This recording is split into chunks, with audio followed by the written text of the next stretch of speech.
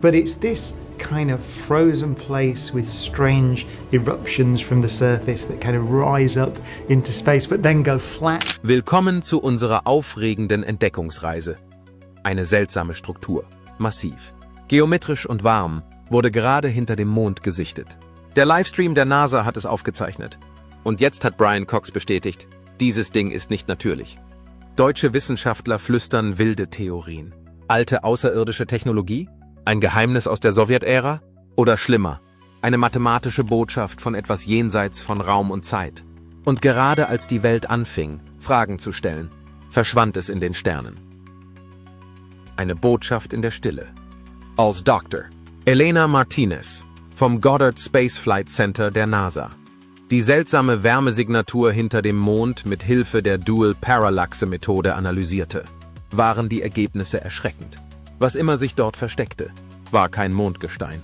Es verhielt sich weder wie Staub noch wie Eis oder irgendein bekanntes Regolith.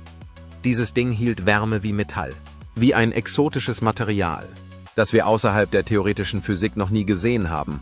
Aber das war nicht der erste Hinweis. Archivierte Radar-Echos von Missionen wie Clementine und dem Lunar Reconnaissance Orbiter hatten schon vor Jahren in genau dieser Region merkwürdige Ungereimtheiten festgestellt. Damals wurden sie abgewiesen. Technische Fehler, sagten die meisten. Sensorstörungen, sagten andere. Keiner sah genauer hin. Oder wenn doch, dann wurde nie etwas gesagt. Bis jetzt. Mit der unvergleichlichen Empfindlichkeit des James Webb Weltraumteleskops lichteten sich die Schatten.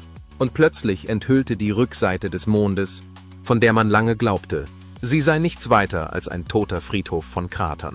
Eine Wahrheit, die die Wissenschaft auf den Kopf stellte. Als die Bilder auf den internen Servern der NASA eintrafen, brach Panik aus wie ein elektrischer Sturm. Die Wissenschaftler durchkämmten jedes Byte der Daten auf der Suche nach Anzeichen eines Fehlers. Aber es gab keine. Die Struktur war echt und die Implikationen waren atemberaubend.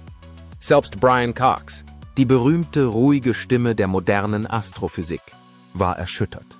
Cox, der für seine Skepsis gegenüber allem Sensationellen bekannt ist, meldete sich mit einer deutlichen Warnung zu Wort. Das ändert alles. In ganz Deutschland entbrannte eine Diskussion. War dies der endgültige Beweis für eine außerirdische Zivilisation? Waren wir auf eine in Stein gemeißelte Botschaft gestoßen, die von Wesen hinterlassen wurde, die älter sind als die Erde selbst? Oder war dies etwas, das von Menschen gebaut wurde, verborgene Technologie aus einem vergessenen Projekt, aus der Zeit des Kalten Krieges? Vielleicht war der Mond gar nicht so unbewohnt, wie wir glaubten. In Berliner Cafés und Kölner Klassenzimmern wurde aus dem Geflüster eine ernsthafte Spekulation. In Online-Foren wuchsen die Threads zu Tausenden von Kommentaren an. Hatte die ESA davon gewusst? Oder hatte die NASA von Anfang an geplant, dies zu unterdrücken? Für das Bauwerk selbst gab es keine natürliche Erklärung. Die Winkel waren zu perfekt, die Symmetrie zu präzise. Es sah nicht nach Erosion oder Meteoriteneinschlag aus. Es sah aus, als wäre es gebaut worden. Aber durch was? Und noch beunruhigender, zu welchem Zweck? Es ist nicht mehr nur ein Rätsel. Es ist ein Bruch in unserem Verständnis des Universums, ein Riss in der Wand dessen, was wir einst Realität nannten. Was auch immer sich hinter dem Mond verbirgt. Es war nie dazu bestimmt, gefunden zu werden. Noch nicht. Theorien, die Wissenschaftler in Angst und Schrecken versetzen. Die Theorien kamen nicht von ungefähr. Sie explodierten und verbreiteten sich schneller als jedes Radiosignal, das wir je von der Mondoberfläche empfangen haben. Einige behaupteten, es handle sich um ein verborgenes Reservoir exotischer Metalle, das lange unter Mondstaubschichten begraben war und nun durch die jüngsten seismischen Erschütterungen freigelegt wurde. Einige gingen sogar noch weiter und meinten, dass diese Beben vielleicht gar nicht natürlich waren. Könnten sie, versehentlich oder absichtlich, von uns ausgelöst worden sein? Andere schlugen etwas Älteres vor. Viel älter. Das Geflüster begann sich um eine uralte Mondzivilisation zu drehen, die längst ausgestorben war und deren Monumente von Zeit und Staub erodiert waren. Bis jetzt. Die Rückseite des Mondes war schon immer ein Ort der Mythen. 1973 behauptete ein Funker der Apollo-Ära, unerklärliche Übertragungen gehört zu haben, rhythmische Impulse, die dem Morse-Alphabet nicht unähnlich waren, die von jenseits der sichtbaren Mondoberfläche kamen. Damals wurde dies als Störung abgetan. Nach dieser Entdeckung ist diese Aufnahme wieder aufgetaucht. Aber die radikalste Theorie war auch diejenige, die den Saal zum Schweigen brachte: außerirdische Architektur, die seit Zehntausenden von Jahren in der Dunkelheit verborgen war und nie gesehen werden sollte. Eine Struktur, die nicht von irdischen Händen geschaffen wurde, sondern von etwas anderem zurückgelassen wurde, gewollt oder nicht. Doch bevor wir uns in Spekulationen verlieren, müssen wir verstehen, was die Wissenschaft am meisten erschreckt hat. Nicht die Form, nicht der Ursprung, sondern die Auswirkungen. Der Mond ist kein entfernter Asteroid oder ein kaum kartografierter Exoplanet. Er ist unser Nachbar, unser Satellit. Wir haben jede seiner Spalten kartiert, ihn mit dem Radar abgetastet, sein Terrain mit Laserhöhenmessern kartiert und sind über seinen Boden gelaufen. Seit den 1960er Jahren haben über 2 Dutzend Missionen seine Oberfläche berührt. Wir kennen ihn besser als jedes andere Objekt am Himmel bis jetzt. Wenn also etwas, das 2 bis 4 Meilen breit ist, aus der kalten Schwärze auftaucht, überrascht es nicht nur uns. Sie verspottet uns. Er reißt ein Loch in den Mythos unserer Gewissheit. Sie zeigt uns, dass es trotz all unserer Satelliten, Sensoren und unseres wissenschaftlichen Stolzes immer noch blinde Flecken am Nachthimmel gibt. Und dann war da noch das Timing. Das James Webb Weltraumteleskop war nie dafür gedacht, den Mond zu beobachten. Es nutzte die Oberfläche als Testlauf, als thermischen Kalibrierungspunkt, bevor es seinen Blick auf ferne Sterne und junge Galaxien richtete. Es war Routine, langweilig, sogar nur ein weiteres Kästchen, das auf dem Weg in die kosmische Geschichte abzuhaken war. Doch dann wurde dieser stille Test zum lautesten Schrei in der Geschichte der Weltraumbeobachtung, der eines Science-Fiction-Films würdig ist. Was eine gewöhnliche Diagnose hätte sein sollen, führte uns schließlich zu etwas Unvorstellbarem. Es ist, als ob der Mond selbst auf diesen Moment gewartet hätte, auf das richtige Auge, um endlich sehen zu können. Und dann kam die Hitze. Auf der Seite des Mondes, die nie der Erde zugewandt ist, herrscht Tiefstemperatur. Die Temperaturen fallen in der Mondnacht auf fast 200 Grad Celsius. Felsen, Crater, Staub, nichts davon sollte eine messbare Wärme abstrahlen.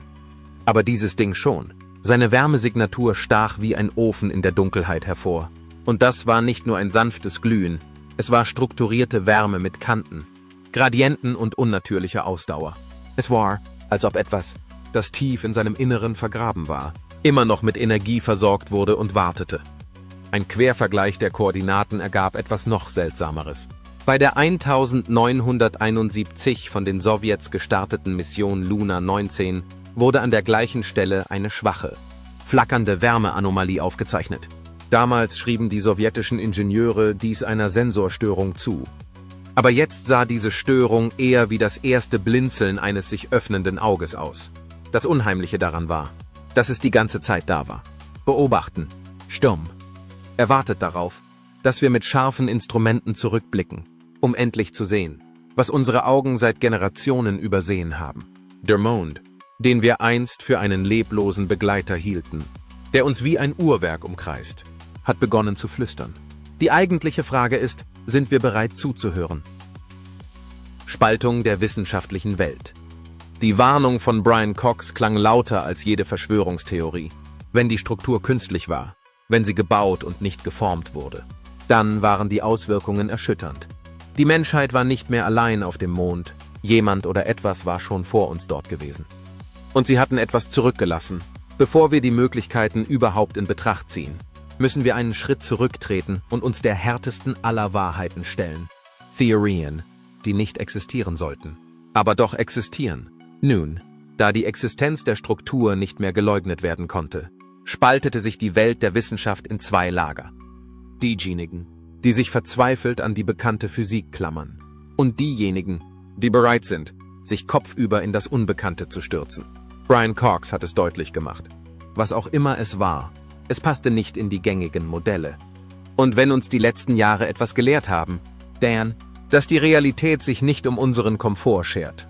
Die erste große Theorie, die ins Gespräch kam, war die einer antiken außerirdischen Megastruktur. Jahrzehntelang haben Science-Fiction-Autoren wie Arthur C. Clarke spekuliert, dass intelligentes Leben, wenn es denn existiert, Denkmäler hinterlassen würde. Stille Wächter, die auf nahen Himmelskörpern versteckt sind. Jetzt zogen echte Wissenschaftler diese Möglichkeit ernsthaft in Betracht. Die Symmetrie des thermischen Musters, die scharfen Kanten, die ungewöhnliche Wärmespeicherung. Alles deutete auf eine Konstruktion hin, nicht auf einen Zufall. Die zweite Theorie kam aus einer weit weniger romantischen Ecke. Versteckte menschliche Technologie, Verschwörungstheoretiker. Und einige angesehene Luft- und Raumfahrtingenieure brachten zunehmend die Idee ins Spiel, dass während des Kalten Krieges geheime Mondmissionen versteckte Außenposten errichtet haben könnten. Deklassierte Dokumente von Projekten wie Project Horizon deuteten auf militärische Pläne hin. In den frühen 1960er Jahren bemannte Stützpunkte auf dem Mond zu errichten. Stellen Sie sich vor, einer dieser Pläne, der im Stillen unter geheimen Budgets und plausibler Bestreitbarkeit begraben wurde, wäre tatsächlich gelungen. Die Rückseite des Mondes, die permanent von der Erde abgeschirmt ist, wäre der perfekte Ort für eine geheime Konstruktion. Keine neugierigen Teleskope, keine internationale Aufsicht. Eine leere, kalte Leinwand, auf der die geheimen Projekte des militärisch-industriellen Komplexes gebaut werden konnten. Skeptiker wiesen auf die enormen logistischen Herausforderungen eines solchen Projekts hin. Die Anforderungen an die Nutzlast, die Kosten, der Mangel an öffentlichen Beweisen.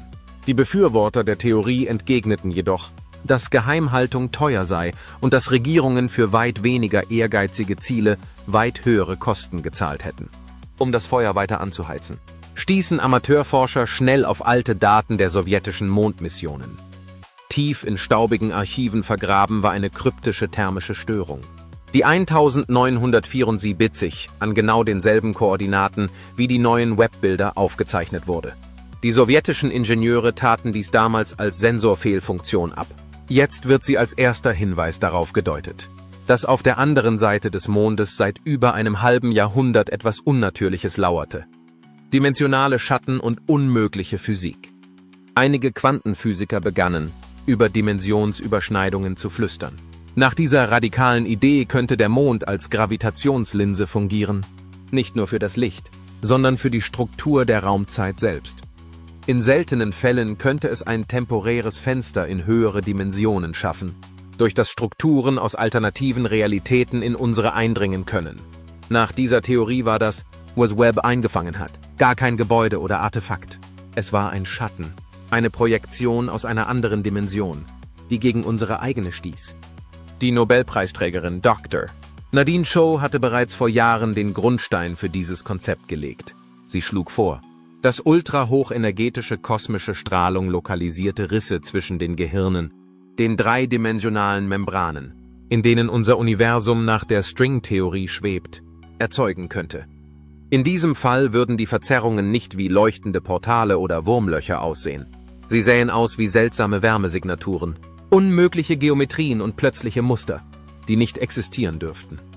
Brian Cox warnte, nachdem er die Webdaten selbst analysiert hatte, dass die Existenz der Struktur den größten Paradigmenwechsel in der modernen Wissenschaft bedeuten könnte. Wenn sich bestätigen sollte, dass es sich um ein künstliches Objekt handelt, wäre die Menschheit gezwungen, sich der Realität zu stellen. Dass wir weder die ersten noch die einzigen Erbauer unseres kosmischen Hinterhofs sind. Wenn es sich um ein natürliches Phänomen handelte, bedeutete dies, dass Kräfte und Materialien jenseits unserer derzeitigen geologischen Modelle existierten und darauf warteten, entdeckt zu werden. So oder so, unsere Karten, unsere Geschichte und unser Verständnis des Mondes wurden auf den Kopf gestellt. Die Welt stand nun am Rande einer Klippe und starrte in einen Abgrund von Möglichkeiten. Und es sollte noch seltsamer werden. Tief in den neuesten Bildgebungsdaten vergraben, fanden die Forscher noch etwas anderes. Das Fibonacci-Signal. Etwas, das viel beunruhigender ist als eine bloße Struktur. Ein Muster. Eine wiederkehrende, absichtliche Geometrie. Eine kosmische Botschaft, die in die dunkle Seite des Mondes geritzt ist und darauf wartet, dass wir sie bemerken. Und sie kam uns erschreckend bekannt vor. Der in die Mondstille geätzte Code. Während die Welt sich bemühte, die enormen Ausmaße der Struktur selbst zu verarbeiten, begann eine Handvoll Kryptographen und Physiker im Stillen, die feineren Details zu untersuchen. Die von den Web-Instrumenten aufgezeichnete Wärmesignatur war nicht zufällig. Es handelte sich nicht um einen natürlichen Wärmefleck, der sich über Gestein und Staub verteilte. Sie war präzise, beabsichtigt, mathematisch. Als die Daten verbessert wurden, indem Hintergrundrauschen herausgefiltert und die thermische Drift kompensiert wurde, zeichnete sich ein unverwechselbares Muster ab. Die Wärmestrahlung der Struktur offenbarte eine Spirale. Nicht irgendeine Spirale, sondern eine, die der Fibonacci-Folge folgt. Ein mathematisches Muster, das sich in allem findet. Von Galaxien über Muscheln bis hin zu den spiralförmigen Armen von Hurrikans. Und das war noch nicht alles. Die Überlagerungsanalyse ergab, dass die Gitterpunkte, winzige Knoten, die über die Formation verstreut sind, mit beunruhigender Regelmäßigkeit fast perfekt mit Primzahlen übereinstimmen. 2, 3, 5, 7, 11, 13, 17, 19, 23. Die primäre Progression schritt voran wie ein unsichtbares Gerüst, das in das Gestein des Mondes genäht war. Zuerst riefen die Skeptiker Zufall, aber je tiefer die Analyse ging, desto schlechter wurden die Chancen. Nach einer statistischen Modellierung des Space Telescope Science Institute liegt die Wahrscheinlichkeit, dass die natürliche Mondgeologie zufällig sowohl eine perfekte Fibonacci-Spirale als auch ein Primzahlgitter erzeugt, bei weniger als 1 zu 10 hoch 24. Das ist die gleiche Wahrscheinlichkeit, wie 17 Mal hintereinander im Lotto zu gewinnen. Mit anderen Worten, unmöglich.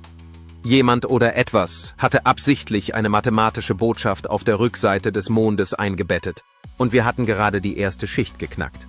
Professor Amina Patel vom Zentrum für astrophysikalische Kryptologie des MIT war eine der ersten, die die Entdeckung ernst nahm. Ihr Team wandte Matrixalgebra, Frequenzanalyse und Entropiekartierung an und behandelte die Mondformation wie eine Chiffre, einen verschlossenen Code, der auf einen Schlüssel wartet. Wenn man eine Nachricht zivilisations-, sprach- und sogar artenübergreifend übermitteln will, erklärt Patel, verwendet man die Mathematik. Konstanten wie Primzahlen und Fibonacci sind universell. Sie gehen über die Kultur, die Biologie und sogar über den Ursprung des Planeten hinaus. Kurz gesagt, das war Kommunikation. Frühe Interpretationen deuteten auf eine mehrschichtige Botschaft hin, eine fraktale Konstruktion, in der Motive in Motiven verschachtelt sind, was auf Rekursion und Selbstähnlichkeit hindeutet. 2 Konzepte, die nicht nur für die Mathematik, sondern auch für das Leben und die Berechnung selbst grundlegend sind.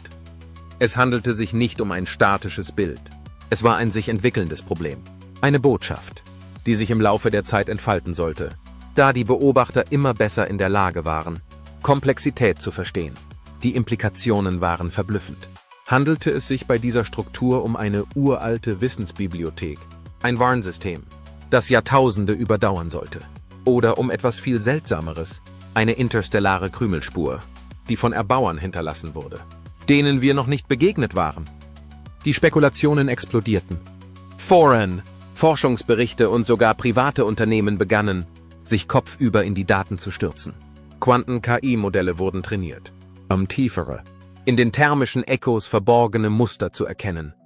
Theoretiker schlugen vor, dass das Muster eine Karte sein könnte, nicht vom Mond, sondern von einem Ort weit jenseits unseres Sonnensystems. Oder schlimmer noch, ein Countdown, denn in den Wärmesignaturen waren kleine Variationen versteckt, die sich in regelmäßigen Abständen wie Impulse wiederholten, kein zufälliges Rauschen, sondern zeitlich festgelegte Rhythmen, Schläge wie ein Herz oder eine tickende Uhr. Und wenn frühe Modelle korrekt waren, wurde der Countdown nicht in Jahrhunderten gemessen. Er war viel kürzer und er tickte bereits. Brian Cox, stets die Stimme der vorsichtigen Vernunft, forderte die Öffentlichkeit auf, keine apokalyptischen Schlüsse zu ziehen. Doch selbst er gab widerstrebend zu, dass das Design des Bauwerks Absicht, Intelligence, Planung und Zeit impliziert. Was auch immer es gebaut hatte. Es hatte die grundlegende Sprache des Kosmos verstanden und sie als Leuchtfeuer oder Bombe in kalten, stillen Stein gemeißelt. Und die Menschheit war gerade in seine Sichtlinie gestolpert. Unterdessen häuften sich die Anomalien weiter an. Die archivierten Daten der sowjetischen Luna-Missionen zeigten unerklärliche Gravitationsverzerrungen in der Nähe der Formation. Winzige Fluktuationen in den lokalen Gravitationsfeldern, die zu klein sind, um sie ohne präzise Instrumente zu bemerken, aber über mehrere Missionen hinweg gleich bleiben. Die japanische Selene-Mission entdeckte anomale Radioreflexionen, die vom Untergrund der Region abprallten, als ob sich unter dem sichtbaren Gestein hohle Hohlräume befänden. Und das James Webb-Weltraumteleskop? Es wurde etwas ganz anderes erfasst. Eine zweite, kleinere Struktur. Ungefähr 1000 Fuß von der Hauptformation entfernt schimmerte eine weitere anomale Wärmesignatur in der Dunkelheit. Kleiner, kälter, aber geometrisch ähnlich, wie ein Satellitenknoten oder ein Zugangspunkt. Dies war kein isoliertes Phänomen. Es war Teil eines Netzwerks. Oder schlimmer noch, einer Maschine. Das Erwachen, das wir nie auslösen wollten. Als die Countdown-ähnlichen Pulse der Struktur zum ersten Mal entdeckt wurden, taten die Forscher sie als Beobachtungsfehler ab. Die Instrumente von Webb waren schließlich empfindlich, weitaus empfindlicher als alles, was die Menschheit bisher benutzt hatte. Anomalien wurden erwartet. Störungen wurden erwartet, aber dies waren keine Störungen. Eine unabhängige Analyse der europäischen Südsternwarte bestätigte die erschreckende Wahrheit. Die Pulse waren gleichmäßig, messbar und nahmen zu. Sie waren kein Hintergrundrauschen, es waren Signale, und ihre Frequenz nahm zu. Mit jeder Woche wurden die Energieschwankungen im thermischen Profil der Struktur schärfer und deutlicher, als ob ein internes System, das lange geschlafen hatte, langsam in Bewegung geriet. Die Wissenschaftler fragten nicht mehr, was die Struktur war. Sie fragten sich, wie viel Zeit wir noch haben, bevor er vollständig erwacht. Die NASA schaltete die öffentlichen Feeds zu den Webb-Mondbeobachtungen sofort ab und begründete dies mit Unstimmigkeiten bei der Kalibrierung. Die Europäische Weltraumorganisation verstummte. Private Telescope-Netze, die versuchten, Infrarotbilder von der Rückseite des Mondes aufzunehmen, meldeten plötzliche Ausrüstungsstörungen, unerklärliche Signalausfälle und bizarre Stromspitzen. In diesem Informationsvakuum verwandelten sich die Spekulationen in Angst und Schrecken. Brian Cox, der einmal mehr seine charakteristische Ruhe ausbrach, warnte, dass die Menschheit einen Ereignishorizont des Verstehens überschritten habe. Wir konnten die Implikationen nicht länger ignorieren. Etwas war auf dem Mond zurückgelassen worden. Nicht verlassen, sondern versteckt, conserviert, möglicherweise programmiert, um auf bestimmte Auslöser zu reagieren. Und nun hatten die Bildgebungssysteme von Webb, unbeabsichtigt oder nicht, diesen Auslöser geliefert. Ein Akkord aus dem Kosmos. Gerade als die Wissenschaftler dachten, dass die Geheimnisse der Spirale und des Primzahlgitters nicht mehr tiefer gehen könnten, flüsterte der Mond erneut, nur dieses Mal in Ton. Versteckt in den mikroskopischen Fluktuationen der thermischen Energie im Herzen der Spirale entdeckten die Forscher etwas völlig Unerwartetes. Eine Resonanz. Keine Zahlen, nicht Licht, sondern Musik. Als das Signal in hörbare Frequenzen umgewandelt wurde, kam ein einziger, reiner Oberton zum Vorschein. Unheimlich nahe an einer perfekten Quinte, einem musikalischen Intervall, das in allen Kulturen und Zivilisationen für seine Ausgewogenheit, seine Symmetrie und, wie manche sagen, seine Verbindung zum Göttlichen verehrt wird. Die alten chinesischen Philosophen nannten ihn den Toten.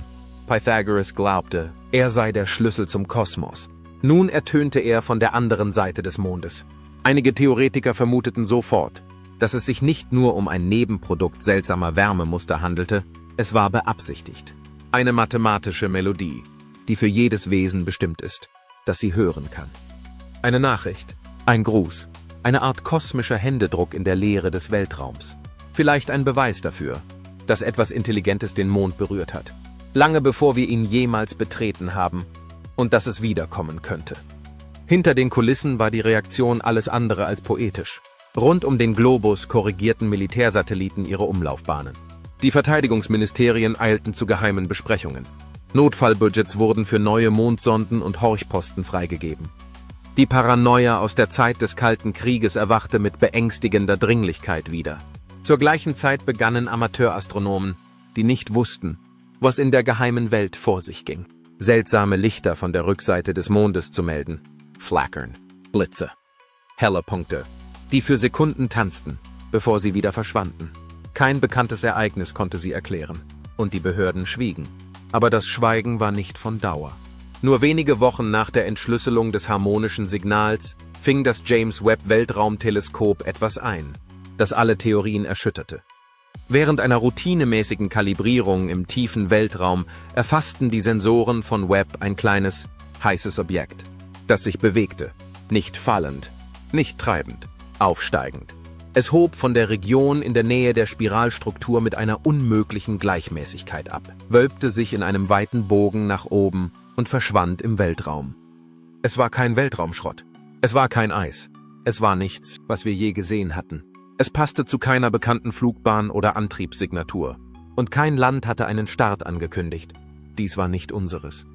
Und es hatte nicht auf uns gewartet. Er hatte einfach beschlossen, jetzt zu gehen. Innerhalb weniger Monate wurde alles, was wir über den Mond und den Weltraum an sich zu wissen glaubten, aufgedeckt. Was wir einst als leblosen Felsen bezeichneten, fühlte sich nun eher wie ein versiegeltes Gewölbe an. Ein Tresor, der gerade aufgebrochen worden war. Und wir wussten nicht, ob wir ihn geöffnet hatten oder ob etwas darin einfach beschlossen hatte, herauszukommen. Waren wir über die erste Botschaft einer uralten kosmischen Intelligenz gestolpert? Ein Überbleibsel einer vergessenen Zivilisation? Oder hatten wir etwas viel Gefährlicheres ausgelöst? Einen Countdown, eine Befreiung, eine Rückkehr? Der Grat zwischen Entdeckung und Katastrophe ist hauchdünn. Und irgendwo in den Schatten unseres Mondbegleiters wurde diese Grenze gerade überschritten. Was glauben Sie? Stehen wir kurz vor der größten Offenbarung der Menschheit oder vor unserem größten Fehler? Teilen Sie uns Ihre Theorien in den Kommentaren mit und vergessen Sie nicht, uns zu liken, zu abonnieren und dran zu bleiben. Denn was auch immer gerade den Mond verlassen hat, ist vielleicht nicht für immer weg.